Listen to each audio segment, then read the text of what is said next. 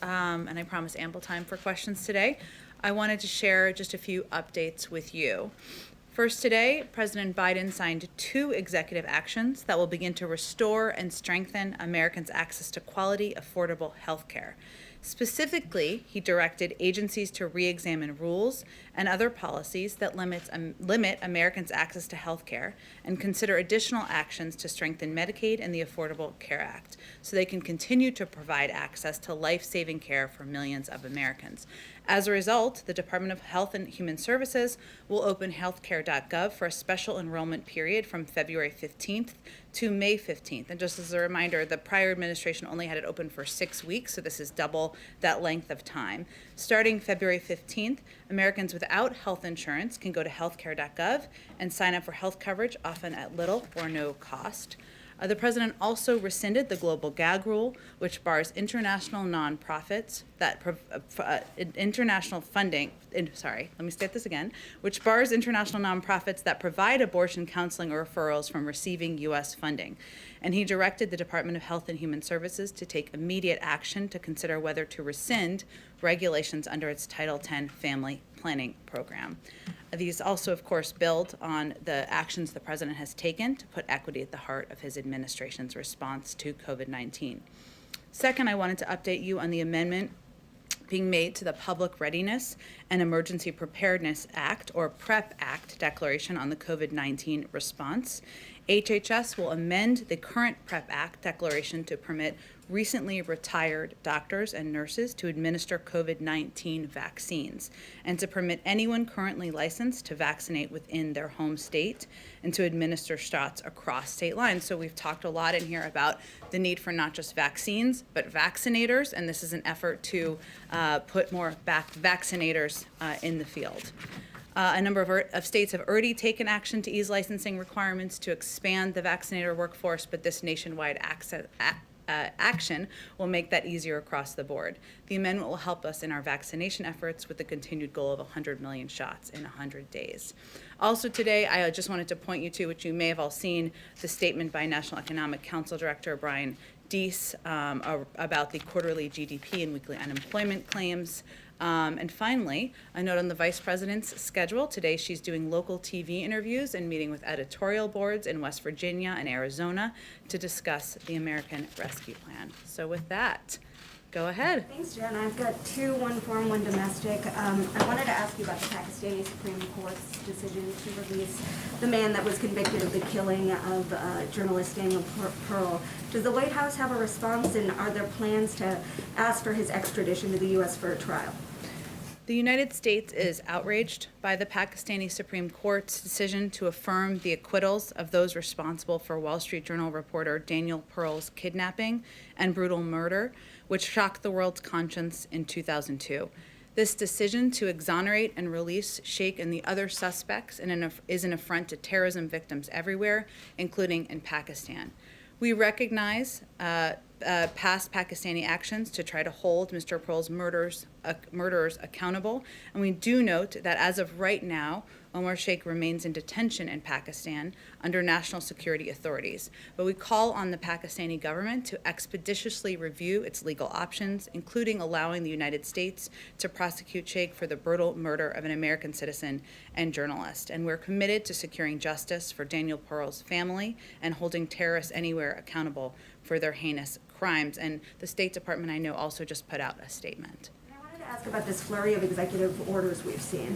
President Biden ran on a pledge to restore unity. He promised on Inauguration Day he'd be a president for all Americans, but since he's gotten into office, he's been largely acting unilaterally. I mean, we saw a record-breaking number of executive orders. He has not yet met with lawmakers on Capitol Hill, and we're not even quite sure who he's talking to on Capitol Hill. So what do you say to Americans who are watching all of these executive orders? And does the White House think that this is the best way to make policy, considering an opposing president could come back in 4 years from now and erase all the work he's done with the stroke of a pen? Well, there's a lot to unpack there, so let me try my best. first, the president put forward a large and bold COVID relief package, $1.9 trillion that is meant to address the challenges the American people are facing and the dual crises that that the country is facing, from the pandemic to an economic recession as a result. That package has the support of the majority of Americans, according to every poll that we have seen publicly released. So I would say first that part of unifying the country is addressing the problems that the American people are facing and working to reach out to Democrats and Republicans to do exactly that. And that's exactly what he's doing. He's had calls with Democratic and Republican members of Congress, many of them.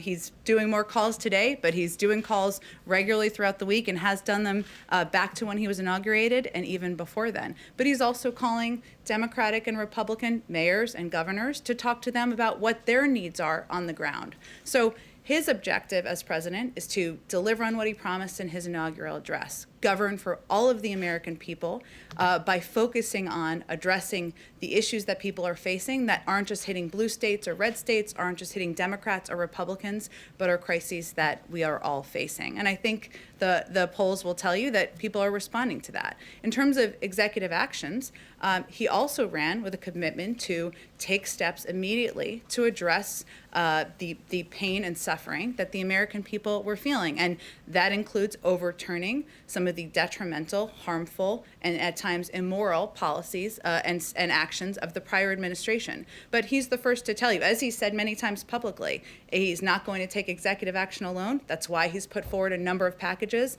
that he's actively working with members of both parties to move forward on.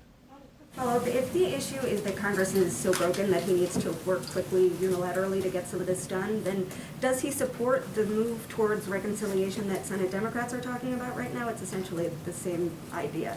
Well, I didn't say that that was his point of view. Those are your words, not mine. I would say his view is actually that these policies, the policies in his COVID relief package, are policies that are not Democratic or Republican. Everybody wants their kids to go back to school. Everybody thinks that there should be more shots in the arms of Americans. Everybody thinks that the American people should get more relief and a bridge in this period of time that is such a challenge. So what he's saying is, here's my proposal. Here's how I think. Here's how economists, medical experts, health experts think we can address these crises we all agree are impacting all of our constituents across the country. Let's have a conversation about it. That's what he's doing.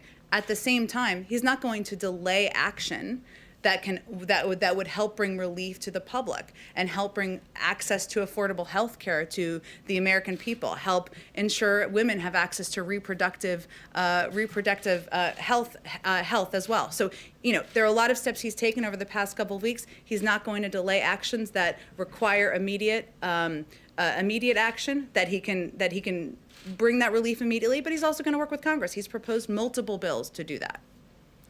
Go ahead, Mary. Following up on that, Democratic leaders on the Hill appear to already be eyeing reconciliation. We heard Leader Chuck Schumer today saying that they're moving ahead with or without Republicans. Does this undermine your calls for bipartisanship, and are you urging them to give this more time? Well, we're all very close to this here, reconciliation and all the terminology in Washington. Everybody who's watching may not be. Reconciliation is a parliamentary process. It's a way to get legislation through. It's a way to get relief to the American people.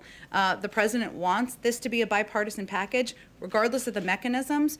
Republicans can still vote for a package, even if it goes through with reconciliation. There's no blood oath anybody signs. They're able to support it regardless. And he wants this to be a bipartisan package. He's listening to Democrats and Republicans. We all are, to ensure that that's what it looks like at the end of the day. But it doesn't seem that you can get both the speed you want and the bipartisanship at the same time. So which is the priority?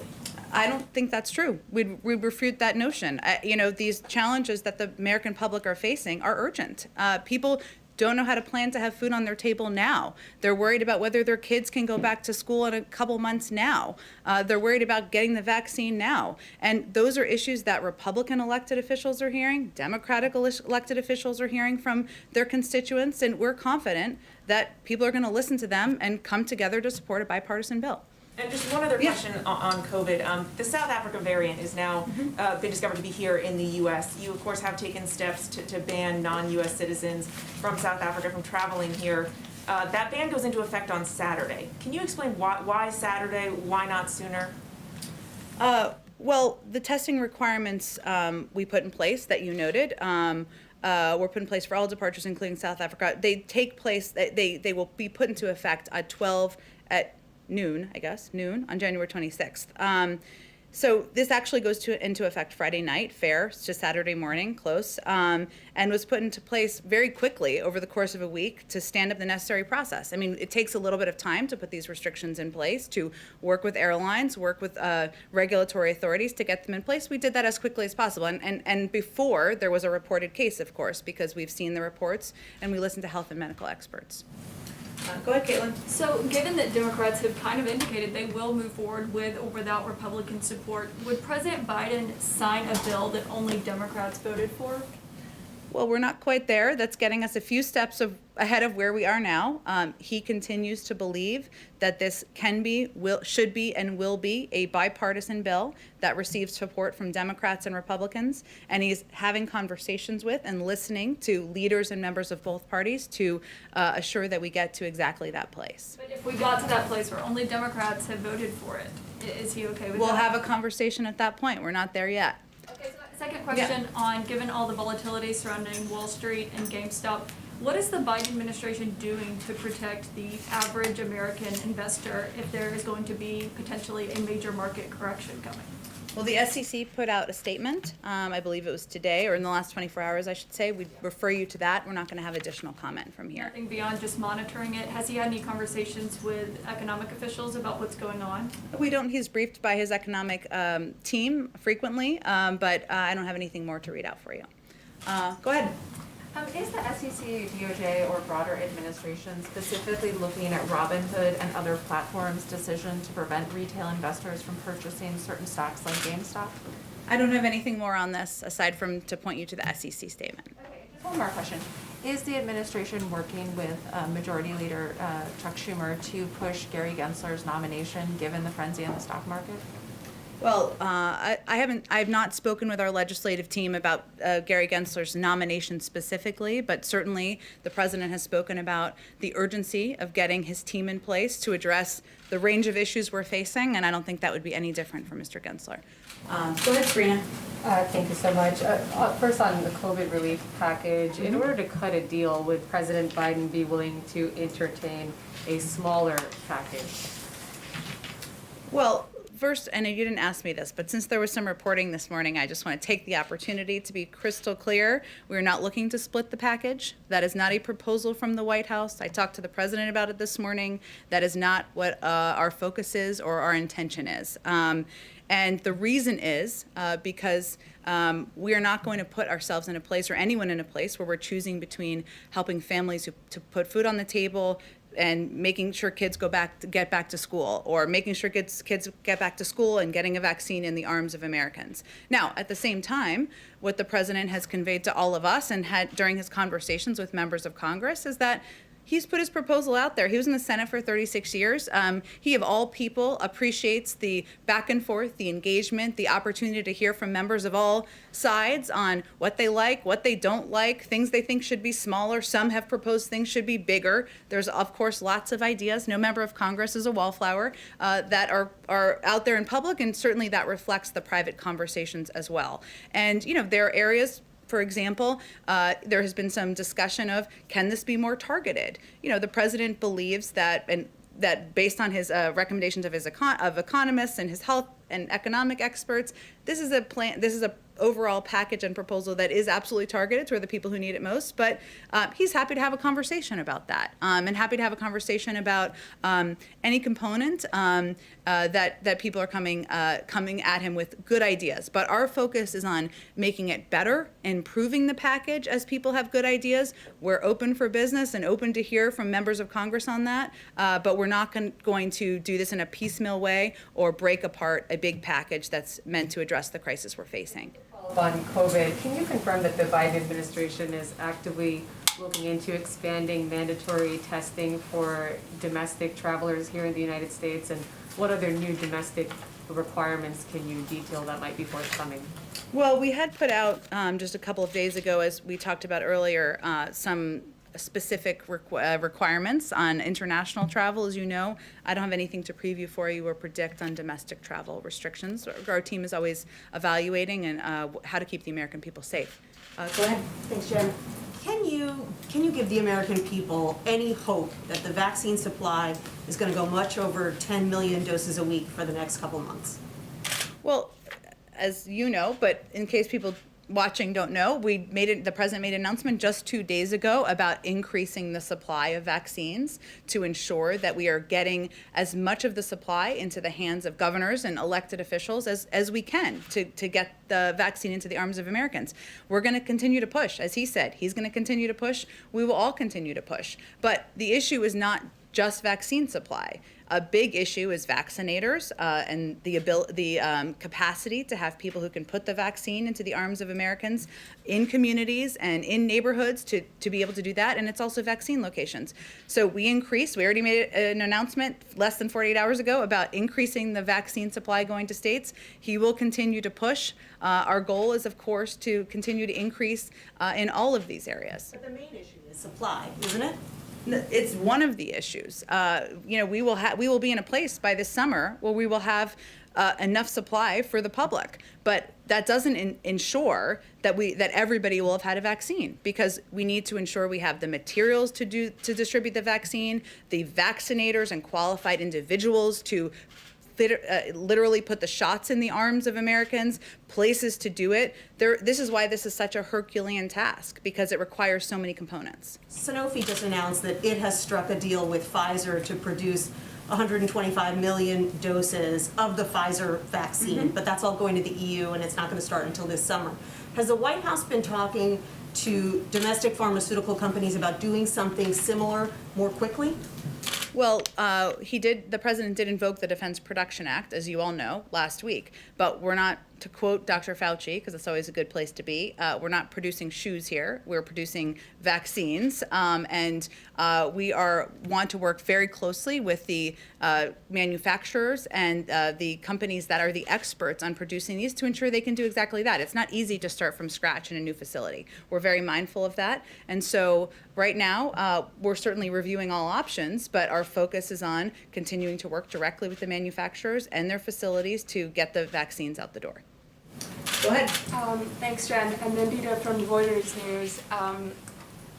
One question on the healthcare EO today. How many people does the White House expect will sign up during the supplemental time period? How many people are you expecting will sign up for these insurance programs through the Federal Exchange? Well, we don't have a number to predict for you, but the reason that the president signed the executive order today was because it felt essential at a time of a pandemic when millions of people are concerned about their health care, far too many still don't have access, to open up an expanded window for Americans to be able to apply. And we will have a robust public campaign, paid media campaign to reach the American people, and we'll be putting a lot of levers and resources toward that. But I don't have a prediction for you in terms of the numbers. Absolutely no estimates going in? We're not going to do predictions from here. Just as many American people who don't have access and currently are not on the exchange that we can reach will be our goal to reach. And I had a follow-up on the markets and everything that's happening with GameStop. You did mention, I believe, yesterday that the Treasury Secretary is monitoring the situation and she's kind of on top of it.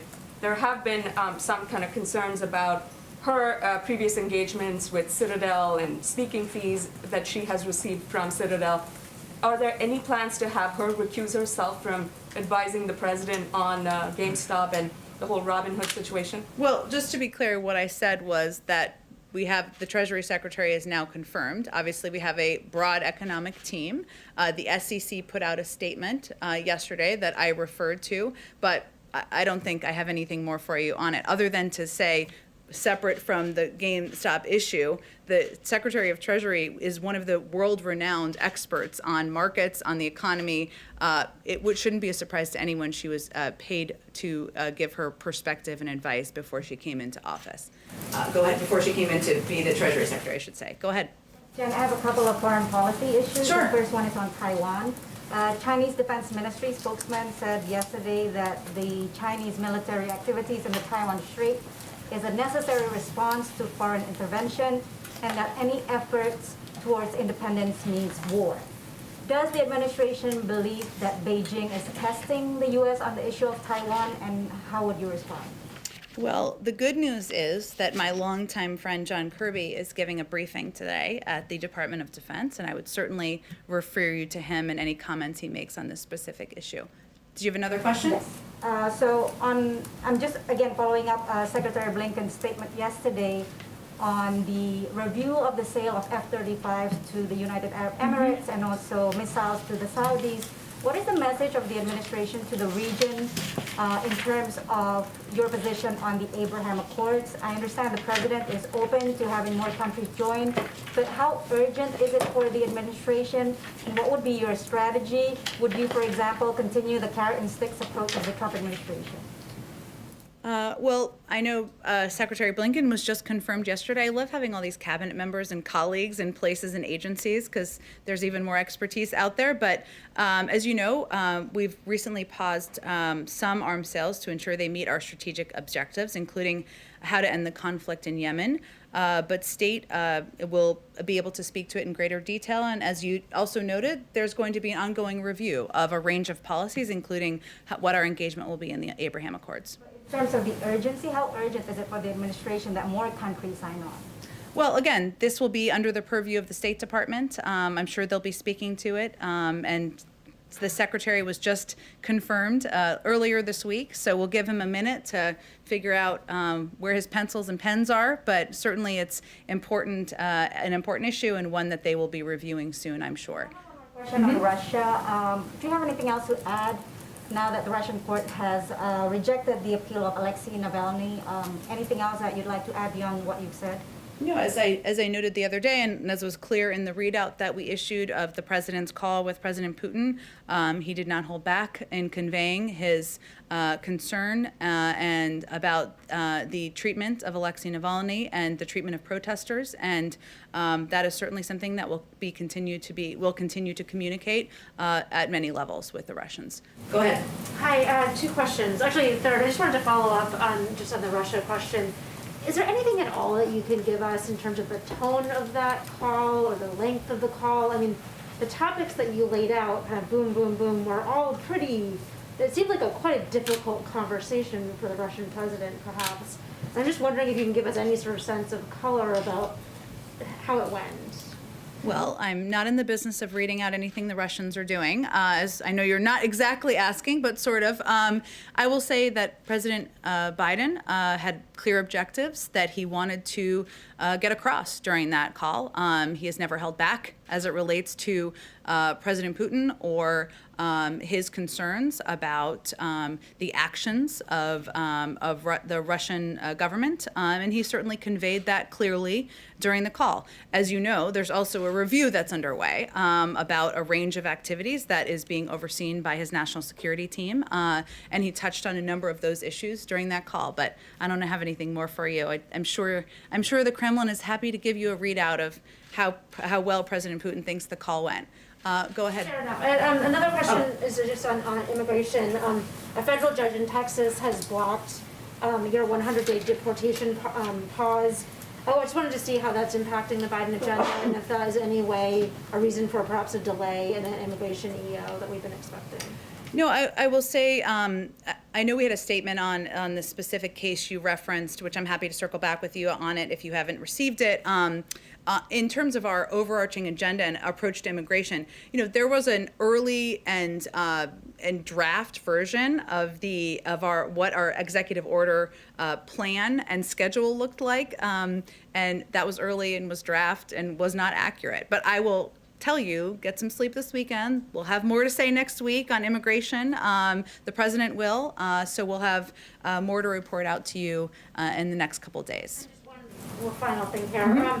I was curious, some of my colleagues have earlier been asking you about reconciliation and sort of the tension between moving quickly with Biden's legislative agenda versus sort of a longer period of negotiation. And I do wonder with this last week, you did have Senator Leahy in the hospital, Senator Mark Warner in quarantine because of COVID, there's a pandemic going on, and you have the slimmest possible majority in the Senate.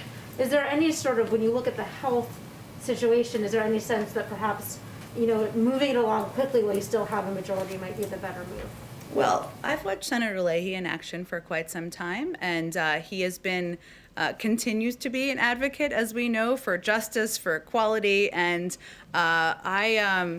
he's pretty wily and fierce. So we're pretty confident we're going to be working with him for a while. And as you know, he's resting at home, and we wish him our best. But I would say the president came into office knowing he was going to have a slim majority, and that it would be essential to work with both Democrats and Republicans, and that it would be extremely challenging, if not nearly impossible, to get big, bold work done on behalf of the American people without working with both parties. And that's exactly why he has himself had a number of engagements and calls with members of Congress, Democrats and Republicans, and why he has asked his team to do exactly that as well. So we've known, of course, even before the election in Georgia, we thought there wouldn't even be a slim majority. We would be in the minority. So, he's been planning for that, and we've been planning for that through the course of the last several months.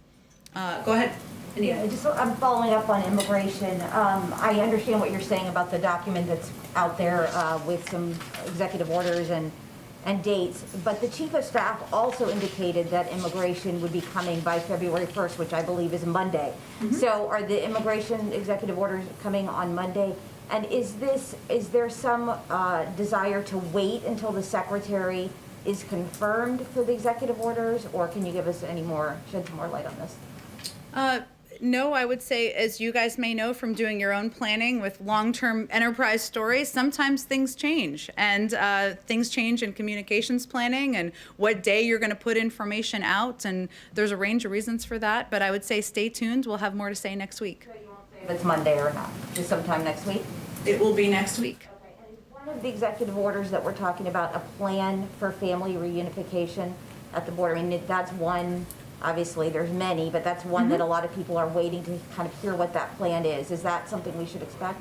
Well, the president talked about his commitment to putting together a commission for reunifying families. He remains committed to that, and we'll have more to share on that soon. Go ahead, all the way in the back. Thank you so much, Jen. I'm Raquel Krahembur from TV Globo Brazil. I have two questions. Going back to the climate crisis, during the campaign, President Biden warned of economic consequences if Brazil did not reduce deforestation on the Amazon. I'm wondering what kind of consequences he's considering, if it could hurt, for example, the trade negotiations with Brazil or the OECD support.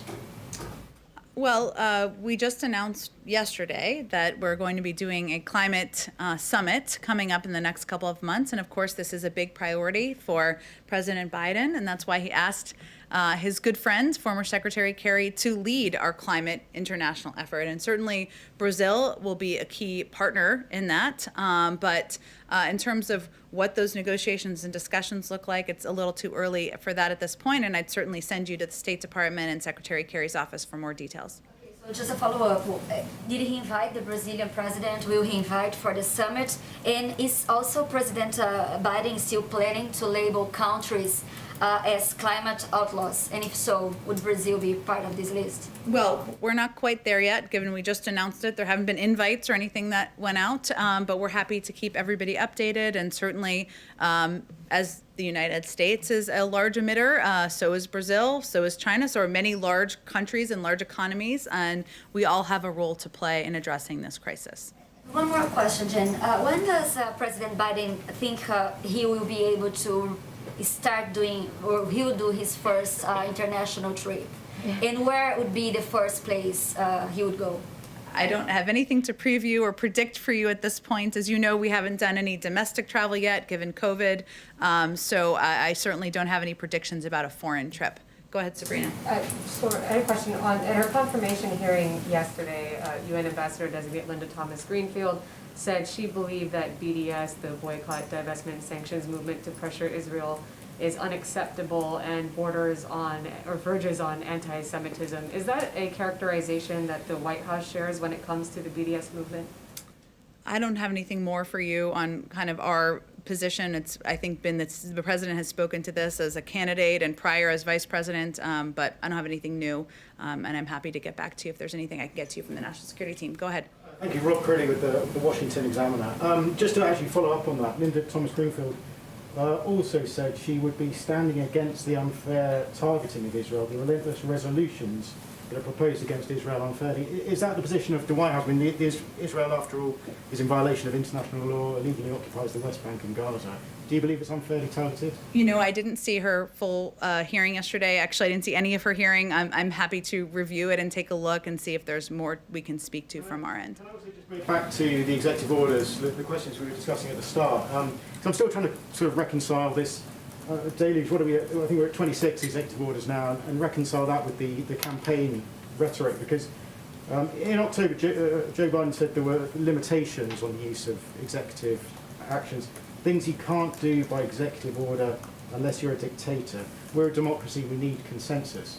I think you said earlier that some of these executive orders were being used to roll back some of the immoral things that the previous administration had done.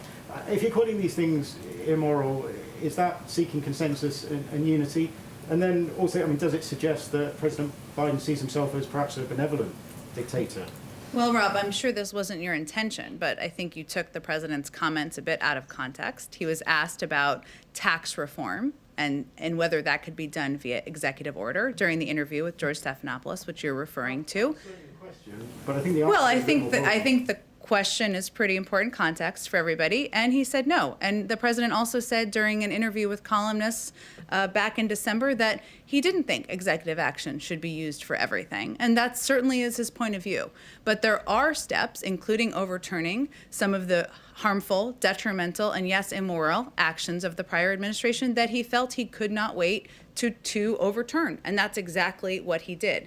Now, any historian will tell you that he walked into the presidency at one of the most difficult moments in history that required additional executive action in order to get immediate relief to the American people. But he believes, as is law, as everybody knows how a bill becomes a law, is that in order to make action and policy permanent, you need to work with Congress. That's why he has also proposed a COVID relief package, a big, bold package. Some say very big. I agree with that.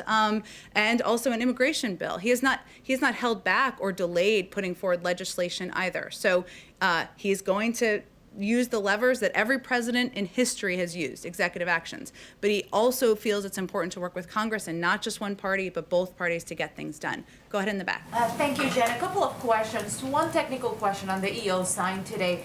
Does the EO on ACA open the marketplace to non-citizens, to legal residents or undocumented immigrants that may be able to benefit from the extra care?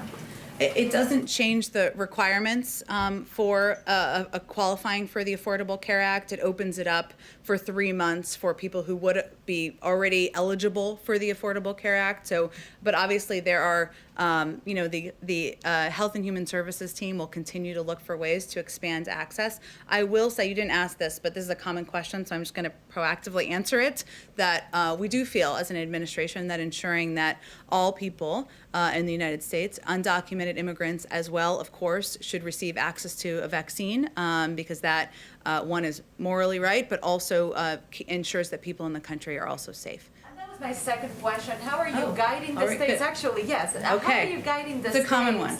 Yeah, how are you guiding the states, in any way, to get those undocumented communities to come forward to get vaccinated? Many of them in the states don't have any way to prove that they're residents of those states in order to go to their local clinics and prove residency to get the vaccine. So how are you working with the states to get that done?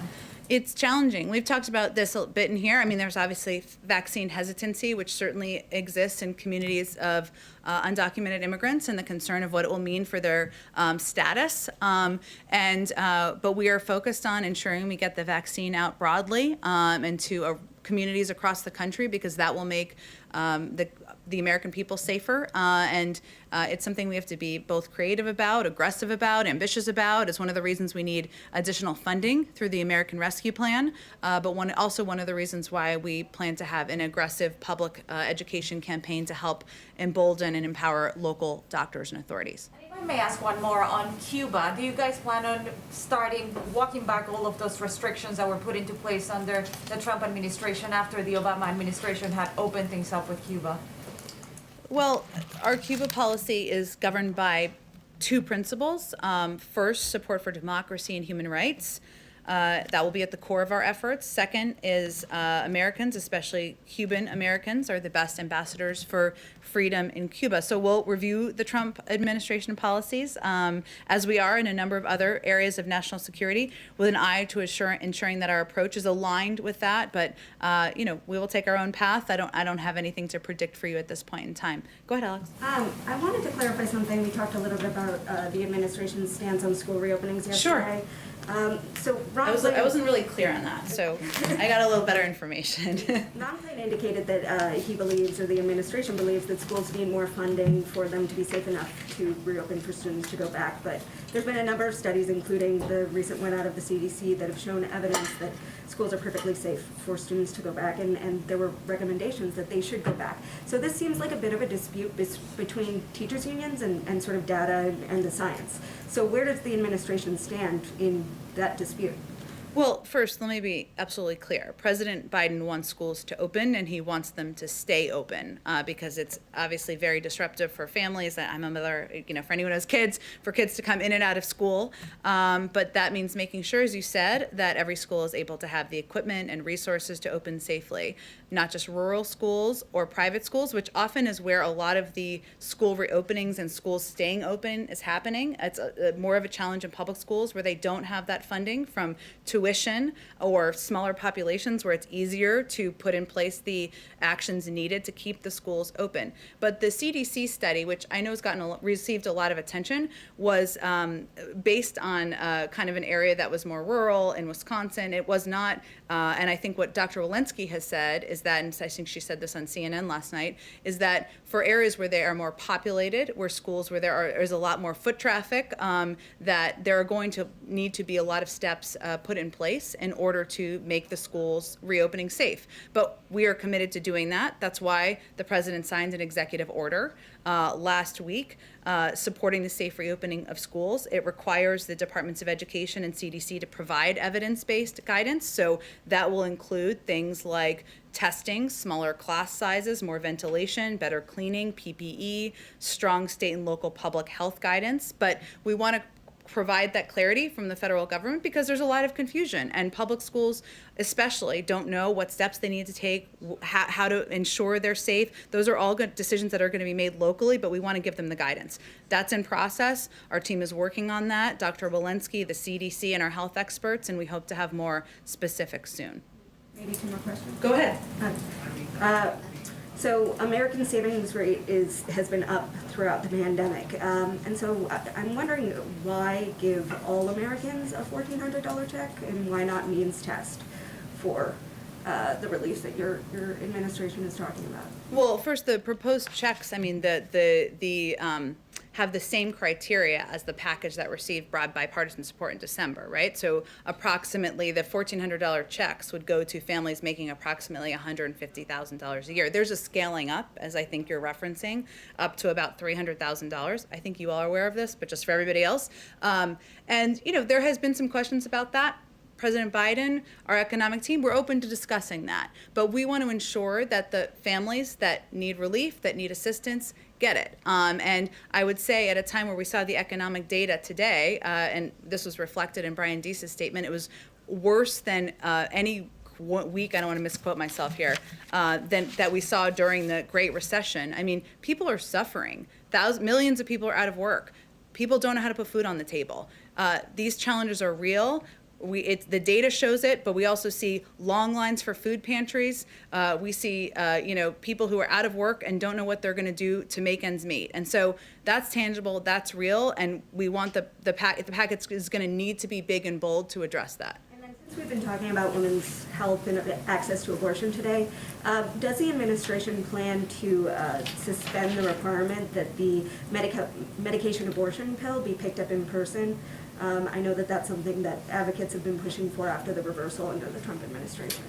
Yeah, I've certainly seen some reporting and questions about that. I'll have to talk to our health team about that specifically.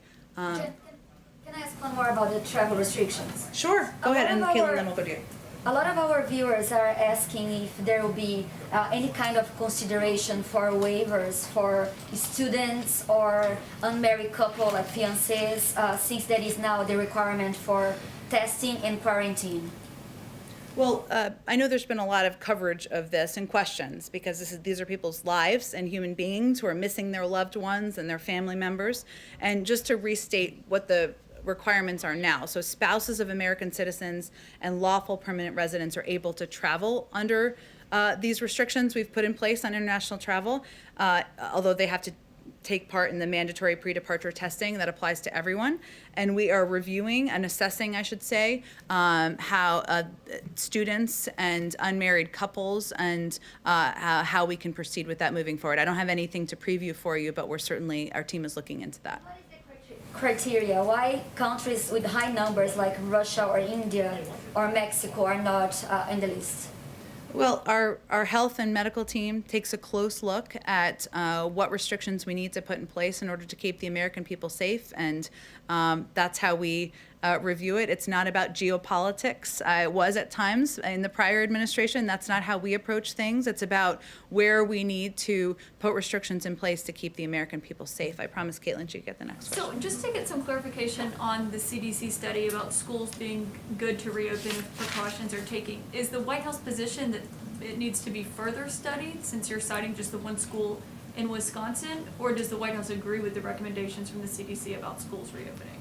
Well, the CDC hasn't issued the formal recommendations or requirements on how all schools across the country can open. They did a report, as they do reports frequently, based on an area in Wisconsin. Important, interesting data, no doubt, but that is not reflective of every school district and community in the country. And so they will be coming out with more specific requirements, or more specific, I should say, guidelines for the public, because there are schools that are in much more highly populated areas. There are schools that have far more kids in classrooms, far more kids walking into the school, and they want to ensure that there's clarity on testing needs, class size needs, public health guidance that people can abide by. But their recommendation is that K through 12 schools should be the last settings to close after all of these mitigation measures have been employed and the first to reopen. So